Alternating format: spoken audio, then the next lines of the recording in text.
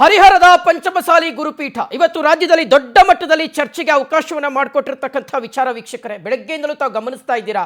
ಲೆಕ್ಕ ಕೊಡೋ ಅಭಿಯಾನದಲ್ಲಿ ಯಾವ ರೀತಿಯಾದಂಥ ಗದ್ದಲ ಕೋಲಾಹಲ ಉಂಟಾಗಿದೆ ಅನ್ನುವಂಥದ್ದು ಭಾರಿ ಹೈಡ್ರಾಮವೇ ಇವತ್ತು ನಡೆದು ಹೋಗಿದೆ. ಸಿಕ್ಕಾಪಟ್ಟೆ ಗಲಾಟೆಯಾಗಿದೆ. ಒಂದು ಕಡೆ ಸ್ವಾಮೀಜಿಗಳ ಬೆಂಬಲಿಗರು, ಮಗದೊಂದು ಕಡೆ ಟ್ರಸ್ಟ್ನವರು, ಇಬ್ಬರ ನಡುವೆ ನಡೀತಾ ಇರ್ತಕ್ಕಂಥ ಈ ಒಂದು ಗದ್ದಲ ಕೋಲಾಹಲ ಸದ್ಯಕ್ಕೆ ನಿಲ್ಲುವಂಥ ಯಾವುದೇ ಲಕ್ಷಣಗಳು ಕಾಣಿಸ್ತಾ ಇಲ್ಲ. ಟ್ರಸ್ಟಿಗಳು ಲೆಕ್ಕ ನೀಡುವಂಥ ವೇದಿಕೆಗೆ ಸ್ವಾಮೀಜಿ ಬೆಂಬಲಿಗರು ನುಗ್ಗಿದ್ದಾರೆ. ವೇದಿಕೆಯತ್ತ ನುಗ್ಗೋದಕ್ಕೆ ಬಂದಿರತಕ್ಕಂಥದ್ದು ವಚನಾನಂದ ಶ್ರೀಗಳ ಬೆಂಬಲಿಗರು. ಸ್ವಾಮೀಜಿ ಬೆಂಬಲಿಗರಿಗೆ ಟ್ರಸ್ಟ್ನ ಎಚ್.ಎಸ್. ನಾಗರಾಜ್ ಅವರು ಸೆಡ್ ಅನ್ನು ಹೊಡೆದಿದ್ದಾರೆ. ಎರಡೂ ಬಣದ ಬೆಂಬಲಿಗರ ನಡುವೆ ತಳ್ಳಾಟ ನೂಕಾಟ ಆಗಿದೆ. ಭಾರಿ ಆಕ್ರೋಶ ವ್ಯಕ್ತವಾಗ್ತಾ ಇದೆ. ಲೆಕ್ಕ ಕೊಡೋ ಅಭಿಯಾನ ಅಕ್ಷರಶಃ ಇವತ್ತು ರಣಾಂಗಣಕ್ಕೆ ಕಾರಣವಾಗ್ತಾ ಇದೆ. ಪಂಚಮಸಾಲಿ ಗುರುಪೀಠದಲ್ಲಿ ಸಿಚುವೇಶನ್ ಯಾವ ರೀತಿಗೆ ಕೈ ಮೀರಿದೆ ಅನ್ನೋದನ್ನ ತಾವು ವಿಜುವಲ್ಸ್ ಅಲ್ಲಿ ಗಮನಿಸ್ತಾ ಇದ್ದೀರಾ.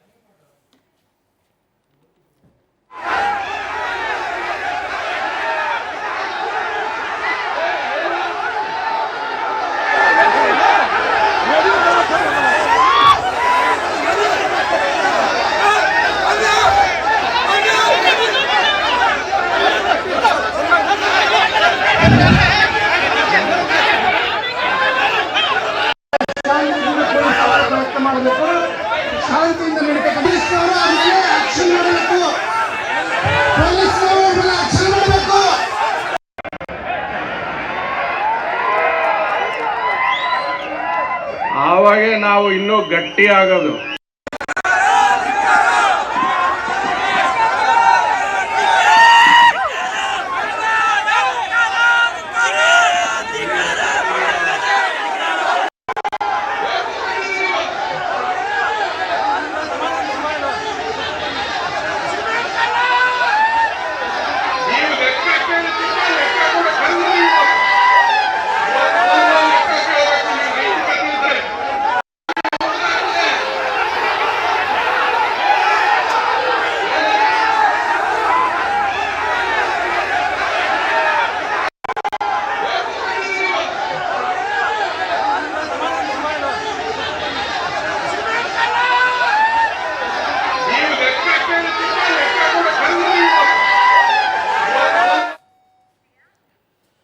ಒಂದು ಕಡೆ ಸ್ವಾಮೀಜಿ ಪರವಾಗಿ ಒಂದು ಬಣ ನಿಂತ್ಕೊಂಡಿದ್ರೆ, ಮಗದೊಂದು ಕಡೆ ಸ್ವಾಮೀಜಿಯ ವಿರುದ್ಧವಾಗಿರ್ತಕ್ಕಂಥ ಹೇಳಿಕೆಗಳನ್ನು ಕೊಡಲಿಕ್ಕೆ ಮಗದೊಂದು ಬಣ ನಿಂತ್ಕೊಂಡಿದೆ.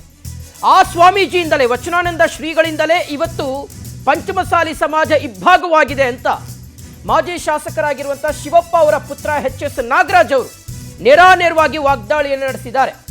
ಲೆಕ್ಕ ಕೊಡಿ ಸಮಾವೇಶದಲ್ಲಿ ಟ್ರಸ್ಟಿಗಳ ಪರ ನಾಗರಾಜ್ ಅವರು ನಿಂತ್ಕೊಂಡಿದ್ದಾರೆ.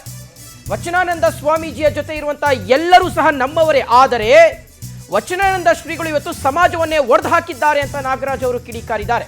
ವೇದಿಕೆಯ ಬಳಿ ಬಂದಂಥ ಸ್ವಾಮೀಜಿ ಬೆಂಬಲಿಗರಿಗೆ ನಾಗರಾಜ್ ಅವರು ತರಾಟೆಗೆ ತಗೊಂಡಿದ್ದಾರೆ. ಈ ವೇಳೆ ವೇದಿಕೆಯಿಂದ ಕೆಳಗಿಳಿದು ಶ್ರೀಗಳ ಬೆಂಬಲಿಗರ ಜೊತೆಗೆ ವಾಗ್ವಾದದಲ್ಲೂ ಸಹ ನಾಗರಾಜ್ ಅವರು ನಿರತರಾಗಿದ್ದಾರೆ.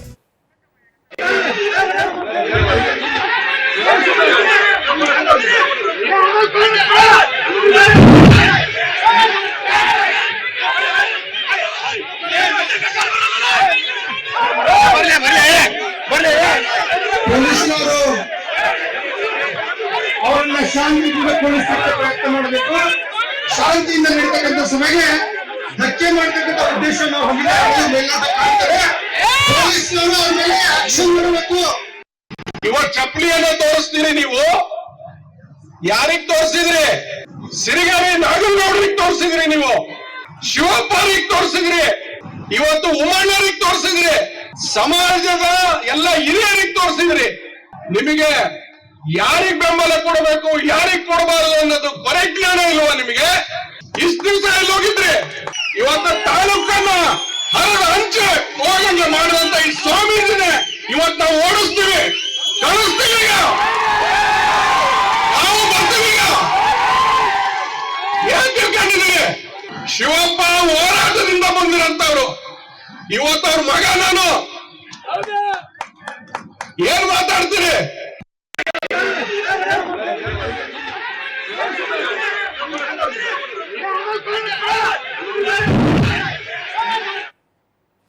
ಓಕೆ, ಇದ್ರ ಬಗ್ಗೆ ಡೀಟೇಲ್ಸ್ ಕೊಡ್ತಾರೆ ನಮ್ಮ ಪ್ರತಿನಿಧಿ ಮಧು. ಈಗ ದೂರವಾಣಿ ಸಂಪರ್ಕದಲ್ಲಿ ಜಾಯ್ನ್ ಆಗ್ತಾ ಇರ್ತಕ್ಕಂಥದ್ದು. ಮಧು, ಸದಾಕಾಲ ಶಾಂತಿ, ಸಂಯಮ ಮತ್ತು ಧಾರ್ಮಿಕ ಆಲೋಚನೆಯ ನೆಲೆಗಟ್ಟಿನಲ್ಲೇ ಇರಬೇಕಾಗಿರ್ತಕ್ಕಂಥ ಒಂದು ಮಠ ಇವತ್ತು ಈ ರೀತಿಯಾದಂಥ ಒಂದು ಗೊಂದಲದ ಪರಿಸ್ಥಿತಿಗೆ ಬಂದು ನಿಂತಿರ್ತಕ್ಕಂಥದ್ದು ಬಹಳ ನೋವಿನ ವಿಚಾರ ಅನ್ನುವಂಥದ್ದು. ಸೊ ಇವತ್ತು ಇಡೀ ದಿನ ಪ್ರತಿಭಟನೆ ನಡೆದಿದೆ. ಈಗ ಪರಿಸ್ಥಿತಿ ಯಾವ ರೀತಿಯಾಗಿದೆ? ಇನ್ನೂ ಪ್ರೊಟೆಸ್ಟ್ ಕಂಟಿನ್ಯೂ ಆಗ್ತಾ ಇದೆಯಾ? ಪೊಲೀಸರು ಯಾವ ರೀತಿಗೆ ಇಡೀ ಸಿಚುವೇಶನನ್ನು ಕಂಟ್ರೋಲ್ ಮಾಡ್ತಾ ಇದ್ದಾರೆ, ಹೇಗೆ ಅಂತ ಮಧು? ಶಿವಶಂಕರ್, ಪ್ರಮುಖವಾಗಿ ಹರಿಹರದ ಪಂಚಮಸಾಲಿ ಮಠದಲ್ಲಿ ಇವತ್ತು ದೊಡ್ಡ ಹೈಡ್ರಾಮಕ್ಕೆ ಸಾಕ್ಷಿಯಾಗಿರ್ತಕ್ಕಂಥದ್ದು. ಸ್ವಾಮೀಜಿ ಬೆಂಬಲಿಗರು ಲೆಕ್ಕ ಕೊಡಿ ಅಭಿಯಾನ ಏನ್ ನಡೆಸಿದ್ರು, ಆ ಹಿನ್ನೆಲೆಯಲ್ಲಿ ಇವತ್ತು ಟ್ರಸ್ಟ್ ವತಿಯಿಂದ ಲೆಕ್ಕ ಕೊಡಲು ಏನು ಮುಂದಾಗಿತ್ತು. ಈ ವೇಳೆ ನೂಕಟ ಮತ್ತು ತಳ್ಳಾಟ ನಡೆದಿರ್ತಕ್ಕಂಥದ್ದು, ಇದು ಒಂದು ದೊಡ್ಡ ಹೈಡ್ರಾಮಕ್ಕೆ ಸಾಕ್ಷಿಯಾಗಿರ್ತಕ್ಕಂಥದ್ದು. ಪ್ರಮುಖವಾಗಿ ಏನು ಮಠದ ಭಕ್ತರು ಮತ್ತು ಏನು ಸ್ವಾಮೀಜಿ ಕಡೆಯಿಂದ ಒಂದೇನು ಲೆಕ್ಕ ಪತ್ರ ಕೊಡಿ ಚಳವಳಿ ಈ ಹಿಂದೆ ನಡೆಸ್ತಾ ಬಂದಿದ್ರು. ಈ ಹಿನ್ನೆಲೆಯಲ್ಲಿ ಆಯ್ತು ನಾವು ಲೆಕ್ಕ ಕೊಡ್ತೀವಿ ಅಂತೇಳಿ ಮಠದ ಆವರಣದಲ್ಲೇ ಒಂದಿನ ಟ್ರಸ್ಟಿಗಳು ಒಂದು ದೊಡ್ಡ ಶಾಮಿಯಾನ ಹಾಕುವ ಮೂಲಕ ಒಂದು ಸಮಾವೇಶ ನಡೆಸಿ ಒಂದು ಲೆಕ್ಕ ಕೊಡಕ್ಕೆ ಮುಂದಾಗಿದ್ರು. ಆದ್ರೆ ಈ ವೇಳೆ ಆಗಮಿಸಿದ ಏನು ಸ್ವಾಮೀಜಿ ಬೆಂಬಲಿಗರು ಮತ್ತು ಮಾಜಿ ಶಾಸಕ ಎಚ್ ಶಿವಶಂಕರ್ ರಿಂದ ಒಂದು ವೇದಿಕೆಯತ್ತ ನುಗ್ಗಲು ಒಂದು ಪ್ರಯತ್ನ ಪಟ್ಟರು. ಈ ವೇಳೆ ತಳ್ಳಾಟ ಮತ್ತು ನೂಕಾಟಕ್ಕೆ ಒಂದು ಸಾಕ್ಷ್ಯ ಆಗಿತ್ತು ಅಂತಾನೆ ಹೇಳ್ಬೋದು. ಯಾಕಂದ್ರೆ ಈ ಎರಡೂ ಬಣಗಳು ಸೇರಿ ಒಂದೇ ಸ್ಥಳದಲ್ಲಿ ಇದ್ದಿದ್ರಿಂದ ಒಂದು ದೊಡ್ಡ ತಳ್ಳಾಟ ನೂಕಾಟ ಆಯ್ತು. ಬಳಿಕ ಪೊಲೀಸರು ಬಂದೋಬಸ್ತ್ ನಲ್ಲಿ ಒಂದು ಎಲ್ಲವನ್ನ ತಿಳಿಗೊಳಿಸುವ ಒಂದು ಪ್ರಯತ್ನ ಮಾಡಿದ್ರು. ಆದ್ರೆ ಪಂಚಮಸಾಲಿ ಮಠದಲ್ಲಿ ಒಂದು ಕಡೆ ಏನು ಮಠದ ಒಳಗೆ ಒಂದಿನ ಸ್ವಾಮೀಜಿ ಬೆಂಬಲಿಗರು ಒಂದು ಸಭೆ ನಡೆಸಿದ್ದಾರೆ. ಇತ್ತ ಮಠದ ಆವರಣದಲ್ಲಿ ಏನು ಟ್ರಸ್ಟ್ ವತಿಯಿಂದ ಲೆಕ್ಕ ಕೊಡ ಅಭಿಯಾನ ಏನಾಯ್ತು, ಲೆಕ್ಕ ಈಗಾಗ್ಲೇ ಕೊಡ್ತಿದ್ರೆ ಸುದೀರ್ಘ 2 ತಾಸುಗಳ ಕಾಲ ಒಂದೇನು ಟ್ರಸ್ಟ್ ನ ಪ್ರಧಾನ ಕಾರ್ಯದರ್ಶಿಗಳಾಗಿರ್ತಕ್ಕಂಥ BC ಉಮಾಪತಿನವರು 2 ತಾಸುಗಳ ಕಾಲ ಇನ್ನೂ ಕೂಡ ಒಂದು ಲೆಕ್ಕವನ್ನ ಕೊಡ್ತಾ ಇರ್ತಕ್ಕಂಥದ್ದು. ಅಂದ್ರೆ ಆ ಮಠಕ್ಕೆ ಸುಮಾರು ಒಂದು 24 ರಿಂದ 25 ಕೋಟಿ ಹಣ ಜಮಾವಣೆ ಆಗಿದೆ. ಜೊತೆಗೆ ಆ 4 ಕೋಟಿ ಹೆಚ್ಚಕ್ಕೂ ಏನು ಬೆಳ್ಳಿ ಇದೆ ಅಂತೇಳಿ ಈ ಲೆಕ್ಕವನ್ನ ಕೊಡ್ತಾ ಇದ್ದಾರೆ. ಈ ವೇಳೆ ಏನು ಏನಂದ್ರೆ ಒಂದೇ ಆವರಣದಲ್ಲಿ 2 ಬಣಗಳು ಇರೋದ್ರಿಂದ ಏನು ಅರ್ಧ ಗಂಟೆಗೆ ಒಂದ್ಸಾರಿ ಅಂದಂತೆ ಒಂದೇನು ಜಗಳ ಕೂಡ ನಡೀತಿರ್ತಕ್ಕಂಥದ್ದು. ಒಟ್ಟಾರೆಗೇನು ದಾವಣಗೆರೆಯಲ್ಲಿ ಇವತ್ತು ಬೆಳಗಿಂದ ಕೂಡ ಪಂಚಮಸಾಲಿ ಮಠದಲ್ಲಿ ಒಂದು ದೊಡ್ಡ ಹೈಡ್ರಾಮಕ್ಕೆ ಸಾಕ್ಷಿ ಇರ್ತಕ್ಕಂಥದ್ದು. ಜೊತೆಗೇನು ಏನು ಲೆಕ್ಕ ಕೊಡಿ ಅಂತೇಳಿ ಏನು ಪ್ರಯತ್ನ ಪಟ್ರು, ಅದಾದ ಮೂಲಕ ನಾವು ಲೆಕ್ಕ ಕೊಡ್ತೀವಿ, ತಪ್ಪಿದ್ರೆ ನಮ್ಗೆ ಹೇಳಿ ಅಂತೇಳಿ ಆ ಟ್ರಸ್ಟ್ನವ್ರು ಕೂಡ ಹೇಳ್ತಿರ್ತಕ್ಕಂಥದ್ದು. ಆದ್ರೆ ಇದು ನಿಮ್ದು ಕಳ್ಳ ಲೆಕ್ಕ, ಕೇವಲ ಅಕೌಂಟ್ ನಲ್ಲಿ ತೋರಿಸಿದ್ದನ್ನು ಮಾತ್ರ ನೀವು ಲೆಕ್ಕ ಕೊಡ್ತಿದ್ರ, ಜಲ್ಲಿ ಮತ್ತು ಮರಳು ಮತ್ತೆ ಮಠ ಕಟ್ಲಿಕ್ಕೆ ಎಲ್ಲ ಬಂದಂತ ಸಾಮಗ್ರಿಗಳನ್ನು ಕೂಡ ಲೆಕ್ಕ ಕೊಡಿ, ಜೊತೆಗೆ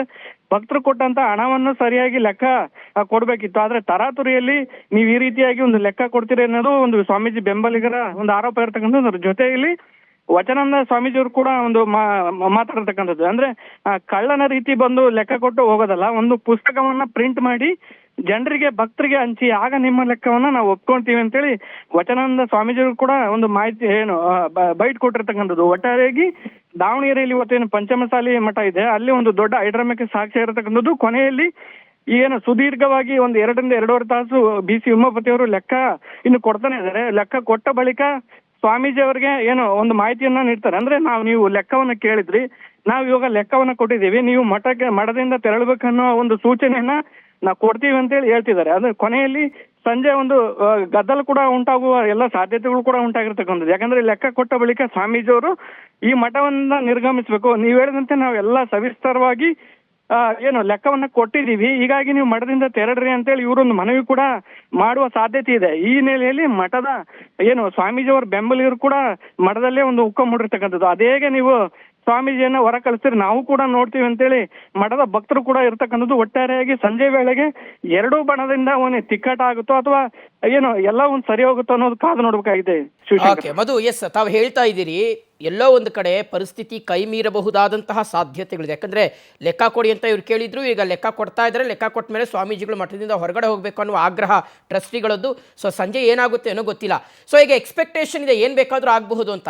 ಹಾಗಾಗಿ ಪೊಲೀಸ್ ಭದ್ರತೆಯಲ್ಲಿ ಹೆಚ್ಚು ಮಾಡಲಾಗಿದೆಯಾ ಮತ್ತು ಸಮಾಜದ ಮುಖಂಡರು ಇಲ್ಲಿ ಮಧ್ಯಪ್ರವೇಶ ಮಾಡಬೇಕು ಅಂತ ಅನ್ನಿಸ್ತದೆ. ಅಂದರೆ ಮುಂಚೂಣಿಯಲ್ಲಿರ್ತಕ್ಕಂಥ ಪ್ರಮುಖ ನಾಯಕರು, ಸಮಾಜದ ಮುಖಂಡರು ಇಲ್ಲಿ ಮಧ್ಯಪ್ರವೇಶ ಮಾಡಿದ್ರೆ ಬಹುಶಃ ಈ ಸಮಸ್ಯೆಯನ್ನು ತಹಬದಿಗೆ ತರಬಹುದು ಅಂತ ಅನ್ನಿಸ್ತಾ ಇದೆ ಅಂತ ಮಧು. ನಿಜ ಶಿವಶಂಕರ್, ಪ್ರಮುಖವಾಗಿ ಇಲ್ಲಿ ಟ್ರಸ್ಟ್ ಮತ್ತು ಸ್ವಾಮೀಜಿ ಬೆಂಬಲಿಗರು ಇಷ್ಟು ದಿನ ತಿಕ್ಕಾಟ ನಡೀತಿತ್ತು. ಆದ್ರೆ ನಿನ್ನೆ ರಾಜ್ಯ ಸಂಘ ಅಂದ್ರೆ ಪಂಚಮಸಾಲಿ ರಾಜ್ಯ ಸಂಘ ಕೂಡ ನಿನ್ನೆ ಎಂಟ್ರಿ ಆಗಿತ್ತು. ಆದ್ರೆ ಏನು ಮಠದ ಏನು ರಾಜ್ಯ ಸಂಘದ ಒಂದು ರಾಜ್ಯಾಧ್ಯಕ್ಷ ಸೋಮನಗೌಡ ಪಾಟೀಲ್ ಅವರು ಕೂಡ ಬಂದು ಸುದ್ದಿಗೋಷ್ಠಿ ನಡೆಸಿ ಏನು ಟ್ರಸ್ಟ್ ಇರತಕ್ಕಂಥ ಪ್ರಮುಖರನ್ನ ಒಂದು ಉಚ್ಚಾಟನೆ ಮಾಡಿದ್ರು. ಆ ಒಂದು ಉಚ್ಚಾಟನೆ ಹಿನ್ನೆಲೆಯಲ್ಲಿ ಈ ಒಂದು ಸಮಸ್ಯೆ ಮತ್ತಷ್ಟು ಜಟಿಲ ಆಗಿರ್ತಕ್ಕಂಥದ್ದು. ಯಾಕಂದ್ರೆ ಸಂಘದ ರಾಜ್ಯಾಧ್ಯಕ್ಷ ಸೋಮನಗೌಡ ಪಾಟೀಲ್ ಬಂದು ಕೂತು 2 ಬಣಗಳನ್ನ ಸರಿ ಮಾಡುವಂತ ಪ್ರಯತ್ನ ಮಾಡ್ಬೇಕಿತ್ತು. ಆದ್ರೆ ಅವ್ರು ಏಕಾಏಕಿ ಬಂದು ಯಾವುದೇ ನೋಟಿಸ್ ಅನ್ನ ಕೊಡದೆ ಏಕಾಏಕಿ ಪ್ರಧಾನ ಕಾರ್ಯದರ್ಶಿಗಳಾಗಿರ್ತಕ್ಕಂಥ ಪ್ರಧಾನ ಧರ್ಮದರ್ಶಿ ಆಗಿರ್ತಕ್ಕಂಥ BC ಉಮಾಪತಿ ಇರ್ಬೋದು ಮತ್ತೆ ಚಂದ್ರಶೇಖರ್ ಪೂಜಾರಿ ಸೇರಿದಂತೆ 3ರನ್ನ ಉಚ್ಚಾಟನೆ ಮಾಡಿದ ಹಿನ್ನೆಲೆಯಲ್ಲಿ ಮತ್ತಷ್ಟು ಸಮಸ್ಯೆ ಜಟಿಲ ಆಗಿರ್ತಕ್ಕಂಥದ್ದು. ಯಾಕಂದ್ರೆ ಹಿರಿಯರನ್ನ ಕೂರಿಸಿ ಮಾಜಿ ಸಚಿವರಾಗಿರ್ಬೋದು ಅಥವಾ ಸಚಿವರು ಶಾಸಕರನ್ನ ಎಲ್ಲರನ್ನ ಕೂರಿಸಿ ಒಂದು ಸಭೆ ಮಾಡುವ ಮೂಲಕ ಎರಡು ಬಣವನ್ನ ತಟಸ್ಥ ಮಾಡುವ ಎಲ್ಲ ಆಲೋಚನೆಗಳನ್ನ ರಾಜ್ಯ ಸಂಘ ಮಾಡ್ಬೇಕಿತ್ತು. ಆದ್ರೆ ರಾಜ್ಯ ಸಂಘ ಏಕಾಏಕಿ ಯಾವುದೇ ನೋಟಿಸ್ ಕೊಡದೆ ನಿನ್ನೆ 3ರನ್ನ ಉಚ್ಚಾಟಿಸಿದ ಹಿನ್ನೆಲೆಯಲ್ಲಿ ಈ ಸಮಸ್ಯೆ ಮತ್ತಷ್ಟು ಜಟಿಲ ಆಗಿರ್ತಕ್ಕಂಥದ್ದು. ಅದಾದ ಬಳಿಕ ಏನು ನಿರಾಣಿ ಇರ್ಬೋದು, ಮಾಜಿ ಸಚಿವರ ನಿರಾಣಿ ಇರ್ಬೋದು ಅಥವಾ ಕೇಂದ್ರ ಸಚಿವ ವಿ ಸೋಮಣ್ಣ ಇರ್ಬೋದು, ಈ ತರ ಏನು ನಾಯಕರಿದ್ದಾರೆ, ಹಿರಿಯ ನಾಯಕರು, ಅವರೆಲ್ಲ ಬಂದು ಕೂತು ಈ ಒಂದು ಏನು ಸಮಸ್ಯೆಯನ್ನ ಇತ್ಯರ್ಥ ಮಾಡ್ಬೇಕಿತ್ತು. ಆದ್ರೆ ಯಾರು ಕೂಡ ಹಿರಿಯ ನಾಯಕರು ಈ ಒಂದು ಪಂಚಮಸಾಲಿ ಮಠದ ವಿವಾದಕ್ಕೆ ಬಂದು ಸರಿ ಮಾಡುವ ಪ್ರಯತ್ನವನ್ನೇ ಮಾಡಿಲ್ಲ. ಏನ್ ಟ್ರಸ್ಟ್ ಮತ್ತು ಏನು ಮಠದ ಭಕ್ತರಿದ್ರೆ ಅವರು ಇಬ್ರು ನಡುವೆ ಕೂಡ ಈಗ ಸುಮಾರು ಒಂದು ತಿಂಗಳಿಂದ ಕೂಡ ತಿಕ್ಕಾಟ ನಡೀತಿದ್ರು. ಏನು ಸಮಾಜದ ನಾಯಕರು, ಹಿರಿಯ ನಾಯಕರು ಮೌನ ವಹಿಸಿರ್ತಕ್ಕಂಥದ್ದು ನಿಜಕ್ಕೂ ಸರಿಯಲ್ಲ ಅನ್ನೋದು ಮಠದ ಭಕ್ತರ ಕೂಡ ಒಂದು ಹೇಳಿಕೆ ಆಗಿರ್ತಕ್ಕಂಥದ್ದು. ಒಟ್ಟಾರೆಯಾಗಿ ಇವತ್ತೇನು ಏನು ಮಠದ ಐಡ್ರಾಮಿಕ್ ಸಾಕ್ಷಿ ಆಯ್ತು, ಆ ಒಂದು ಎಲ್ಲಾ ಸಾಕ್ಷಿಗೆ ಸ್ವಾಮೀಜಿನೇ ಕಾರಣ ಅಂತೇಳಿ ಟ್ರಸ್ಟ್ ನವರು ಒಂದು ಆರೋಪ ಮಾಡತಕ್ಕಂಥದ್ದು. ಯಾಕಂದ್ರೆ ಏನು ಮಾಜಿ ಸಚಿವ ಎಚ್ ಶಿವಪ್ಪ ಅವರ ಮಗ ಶಿವಶಂಕರ್ ಅವರು ಸ್ವಾಮೀಜಿ ಪರವಾಗಿ, ಏನು ಶಿವಶಂಕರ್ ಅವರು ಸ್ವಾಮೀಜಿ ಪರವಾಗಿದ್ರೆ ಟ್ರಸ್ಟ್ನ ಪರವಾಗಿ HS ನಾಗರಾಜ್ ಇಬ್ರು ಕೂಡ ಸಹೋದರರು.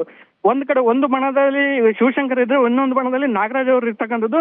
ಎರಡು ಬಣಗಳ ನಡುವೆ ಒಂದು ತಿಕ್ಕಾಟಕ್ಕೆ ಸಾಕ್ಷಿಯಾಗಿರ್ತಕ್ಕಂಥದ್ದೇ ಈ ವಚನಾನಂದ ಸ್ವಾಮೀಜಿ ಅವರು. ಹೀಗಾಗಿ ವಚನಾನಂದ ಸ್ವಾಮೀಜಿ ಅವರು ನಮ್ಮನ್ನ ಇಬ್ಬಾಗ ಮಾಡ್ತಿದ್ದಾರೆ ಅಂತೇಳಿ ನಾಗರಾಜ್ ಅವರು ಕೂಡ ಒಂದೇನು ಆರೋಪ ಮಾಡ್ತಿದ್ದಾರೆ. ಈ ನೆಲೆಯಲ್ಲಿ ಎರಡೂ ಬಣಗಳ ನಡುವೆ ತಿಕ್ಕಾಟ ಆಯ್ತು. ಅಂದ್ರೆ ಏನು ಶಿವಶಂಕರ್ ಅವರು ಏನು ವೇದಿಕೆ ಹತ್ತ ನುಗ್ಗಲು ಬಂದ್ರು. ಹಾಗಾಗಿ HS ನಾಗರಾಜ್ ಅವರು ಕೂಡ ನೀವೆಷ್ಟು ಜನ ಕರ್ಕೊಂಡ್ ಬರ್ತೀರಿ ಅಂತ ಅವರು ಕೂಡ ಸೆಡ್ ಹೊಡೆದು ಒಂದು ಗಲಾಟೆ ಮಾಡ್ತಕ್ಕಂಥದ್ದು. ಒಟ್ಟಾರೆಯಾಗಿ ಎರಡೂ ಬಣಗಳನ್ನ ನಿಯಂತ್ರಿಸುವಲ್ಲಿ ಪೊಲೀಸ್ ಕೂಡ ಹರಸಾಹಸ ಪಟ್ಟಿರ್ತಕ್ಕಂಥದ್ದು. ಸಂಜೆ ವೇಳೆಗೆ ಯಾವ ರೀತಿ ಪರಿಸ್ಥಿತಿ ನಿರ್ಮಾಣ ಆಗುತ್ತೆ ಅನ್ನೋದು ಕಾದು ನೋಡ್ಬೇಕಾಗಿದೆ. ಥ್ಯಾಂಕ್ ಯು ಮಧು, ತಮ್ಮೆಲ್ಲ ಡೀಟೇಲ್ಸ್ಗಾಗಿ. ಒಟ್ಟಾರೆಯಾಗಿ ಪ್ರಮುಖ ನಾಯಕರು ಬರುವವರೆಗೂ ಸಹ ಈ ಸಿಚುವೇಶನ್ ಸರಿಯಾಗುತ್ತೆ ಅನ್ನುವಂತಹ ಯಾವುದೇ ಎಕ್ಸ್ಪೆಕ್ಟೇಷನ್ ನಾವು ಇಟ್ಕೊಳ್ಳೋದಕ್ಕೆ ಸಾಧ್ಯ ಇಲ್ಲ.